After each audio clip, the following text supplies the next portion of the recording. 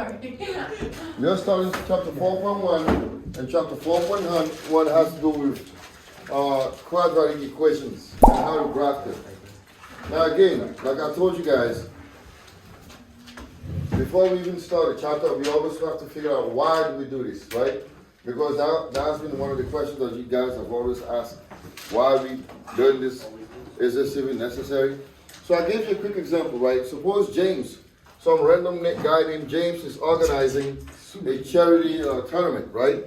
And he plans to charge about $20 entry fee for each of the 80 players that are going to show up, right? Now he changed his mind and said, listen, I'm going to raise this by $5. And then what happens when he did that, 5 fewer players are showing up, right? So now he uses info to determine how many entry fees will max his profit. And if you do that, you can get, if you try to put this as a graph, this is what you get. So this is called a quadratic equation. So the quadratic equation pretty much gives you, if you collect the data, it gives you pretty much an overview of how his profit is changing in terms of whether he increases his fees or not, right? Now, in the quadratic equation, you have several things that you need to know. Now, that takes me to my next point here. So in a quadratic equation, the greatest exponent is always a 2. This is a 2, right? And any quadratic equation is always of the form ax squared plus bx plus c.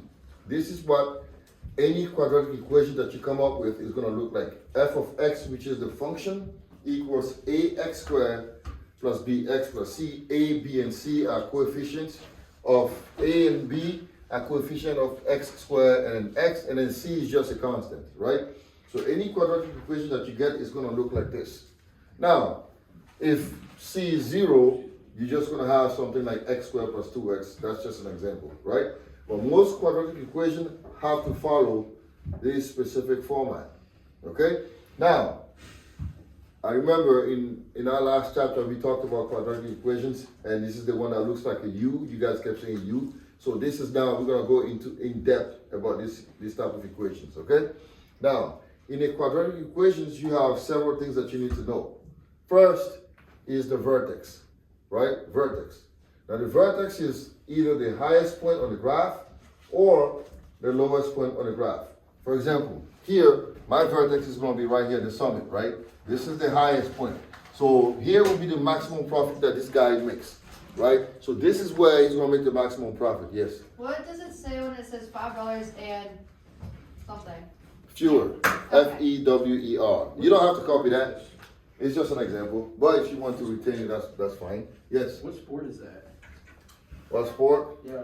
Is it, I don't know what tournament, it's just a tournament that he's organizing. Okay. I don't know, maybe whatever sport, maybe hockey, I'm curious. Chess. if you want, chess. I won't pay $20 to I go don't play play chess. I don't want to play 20 to play chess. The most boring game that's ever created. I don't like chess. Chess, I like checkers. Checkers is for checkers for people like me, you know, we like that. I mean, people like me in terms of like my type of things. Okay. No, in a good way, in a good way. Like I like checkers. It's quick. You get it done like ASAP. Chess, you sit there for like hours trying to act all intelligent. You know, like man, get out. That's why they have a little timer. You know, I don't like chess. Checkers is my game. All right. So now this is the vertex. The vertex is either the highest point or the lowest point on the graph on any given quadratic function. The vertex is going to be the highest point or the lowest point. Now, sometimes you have quadratic equations that go like this.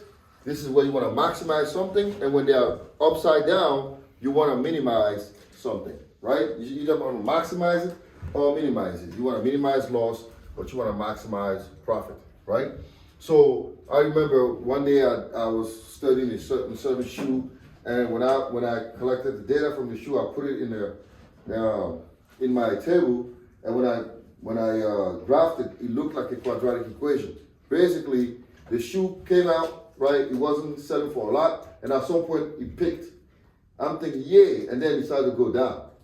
So that you can use quadratic equations because that is the best, the equation of best fit. It fits the data well, right?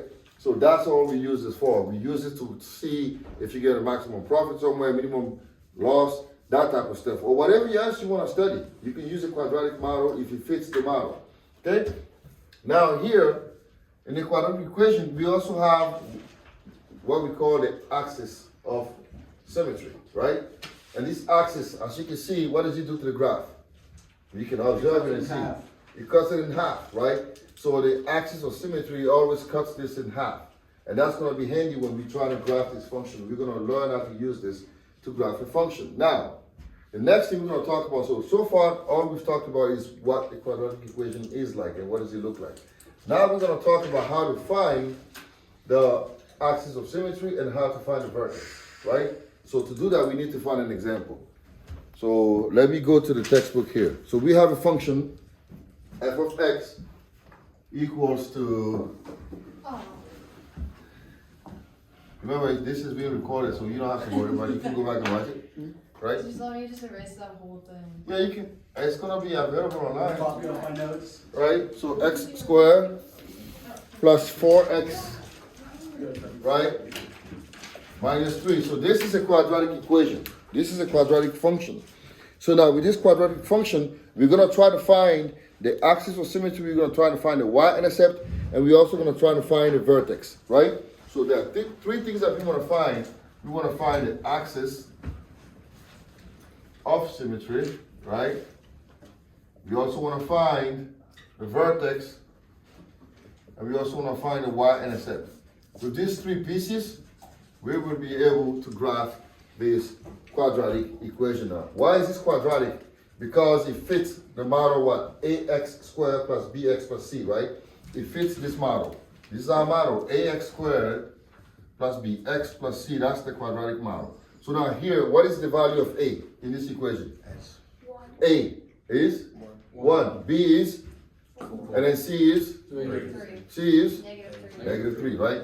So A, we need all this. A is 1, B is 4, and then C is -3. Now, the first thing I want to find is what? My axis of symmetry, right? I want to find it. So, number one, we need to find the axis of, we want to find this. So to do it, we have to follow the formula. And the formula is what? X equals what? Negative b over 2a. So this is how you find the axis of symmetry, right? So now here, what is b? 4. So negative b will be? Negative 4 over 2. 2 times what? 1, right? That would be negative 2. So that would be negative 4 over 2, which is negative 2. So our axis of symmetry is x equals negative 2 is going to be, is the axis. I just put AS. I don't want to keep writing axis of symmetry. I'm just getting tired of that, right? So this is our axis. Now the next thing we want to find is we want to find the vertex, right? The vertex. So next two, we want to find the vertex. So to find the vertex, this is the formula for the vertex, right? Negative b over 2a and f of negative b over 2a. So do I already have negative b over 2a? Yes or no? Yeah. Yes. So I already have the x coordinate of the vertex is negative 2. Now to find the y coordinate, all I have to do is what? Take this guy and do what to it? Plug it into the equation. Plug it into the equation, right? So I need to find f of negative 2. I remember we did this in one of the first chapters, right? I need to find this point. So I need to find f of negative 2. To find f of negative 2, all this is saying is what? I'm going to take negative 2 and I'm going to plug it into the equation. So let me find f of negative 2. Right? So f of negative 2 is negative 2 squared plus 4 times negative 2 minus 3. Right? Which is 4 minus 8 minus 3. 4 minus 8 is negative 4. Negative 4 minus 3 is negative 7. So f of negative 2 is negative 7. So therefore, my vertex, the vertex is negative 2 and then negative 7, right? Now, I need to find this, the third piece. It's my y-intercept. Nathan, how do I find the y-intercept? You're going to plug your negative 2 Now the y-intercept. Y-intercept. Yeah. The y-intercept is when x is what? Oh. 0, right? X is 0, so I need to find the y-intercept. So I'm going to find f of what? F of 0, right? So that is 0 squared plus 4 times 0 minus 3, which is -3. And again, the y-intercept is not just, it's a point. So you mean it has the x-coordinate and the y-coordinate, right? So the x-coordinate is 0 and the y-coordinate is what we just found. So our y-intercept is what? 0 -3. and -3. Now, with these three pieces of information, we can graph this function, okay? So now, let me show you how to graph this based on that. So now, there's also one thing that we need to learn, right? A is equal to what? We say is 1, right? Because A is 1, the graph opens what? Upward, right? It's going to look like this because A, if A is positive, right? The graph looks like this. When A is negative, the graph looks like this. It opens downward. So this is also another piece of information that we need to keep. When A is positive, you have a U, a regular U. And when A is negative, you have a flipped over U, right? Wait, we have absolute No. values. No absolute value here. Don't worry, there's no absolute value, so do not even mention that. Lest you cause trouble, right? Okay. So now we need to the first thing that we need to graph is the vertex. What's the vertex? -2, -7, right? 1, 2, -2. Oh, no, -2, -7. So 1, 2, 3, 4, 5, 6, 7, right? So that's the vertex. Right? That's our vertex. Now the next thing I need to graph is my y-intercept, right? I need to find the y-intercept. What is it? 0, -3, so it's right here, right? 0, -3, 1, 2, 3, right? Now here's the thing. Since A is positive, the graph is going to open what? Upward, right? But I also need to know what? My axis of symmetry, right? So now, let me do this first. So because it's a curve, it's going to go like that, right? But it's a curve.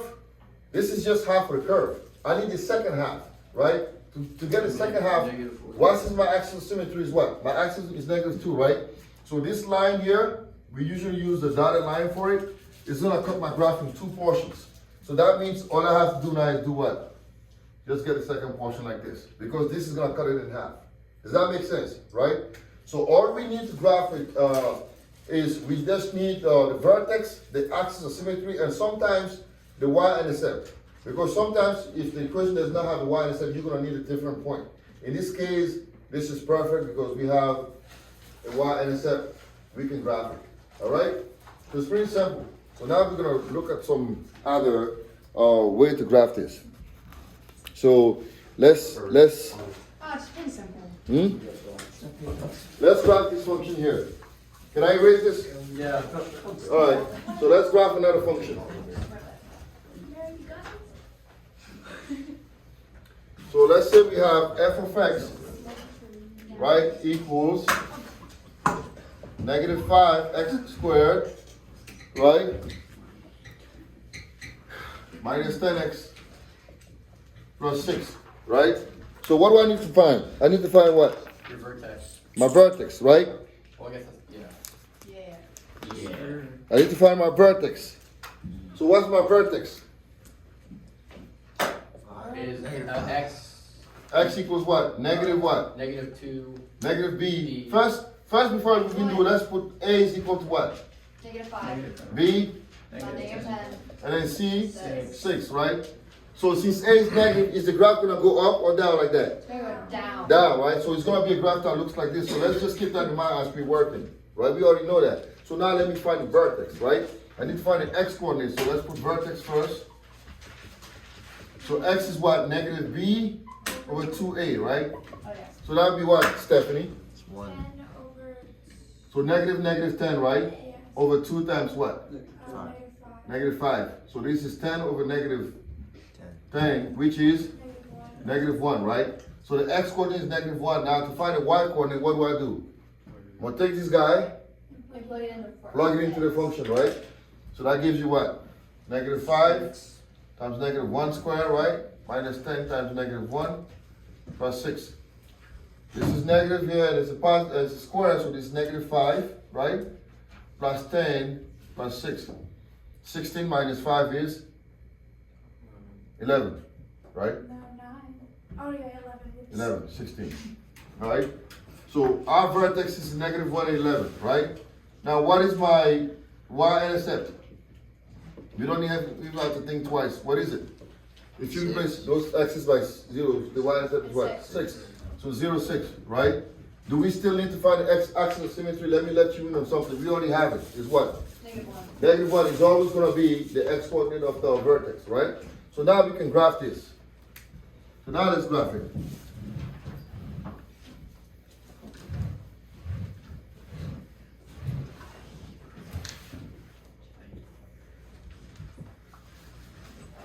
So vertex is negative 1, 11. So 1, 2, 3, 4, 5, 6, 7, 8, 11, right?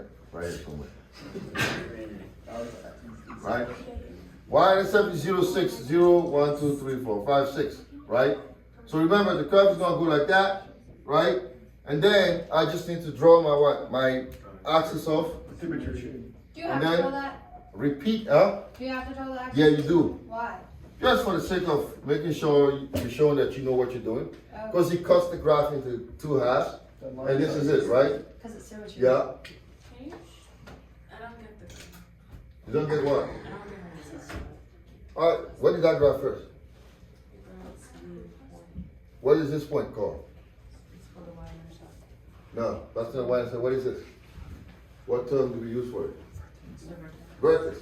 And this is the y-intercept, right? So we put the vertex. The vertex is either the highest point or the lowest. So once you get it, right, you find another point on the graph. And you connect those dots into a curve like this, right? And then you know that whenever you get it, your axis of symmetry is always in the middle. It's going to cut this into 2 halves. So if you get one portion, you can repeat the other portion. Does that make sense? All right. So now, there are terms that we have that we use in this chapter for the vertex, right? I'm going to tell you what they are. So, this type of vertex here, because it's our highest point, what are we going to call it? We're going to call it the maximum, right? Maximum. So maximum meaning this is the highest point on the curve. That's the term that we use. So whenever you hear find the maximum, they're asking you to find the vertex, right? And then if you have something like this, The minimum. that's right, minimum, right? There you go. That's the minimum because that's the lowest point on the graph, right? So you have 2 things. You have the minimum or the maximum, and it's always the vertex. The vertex can either be a maximum when it's the highest point on the graph, or a minimum when it's the lowest point on the graph. All right? Yeah. Don't ask me now, right now. You just something like I'm in the middle of something. He asked me about homework. Wait. Okay, now let's work on a word problem. What? What? Let's work on a word problem here. And then we can call it a day. So I can turn this off now.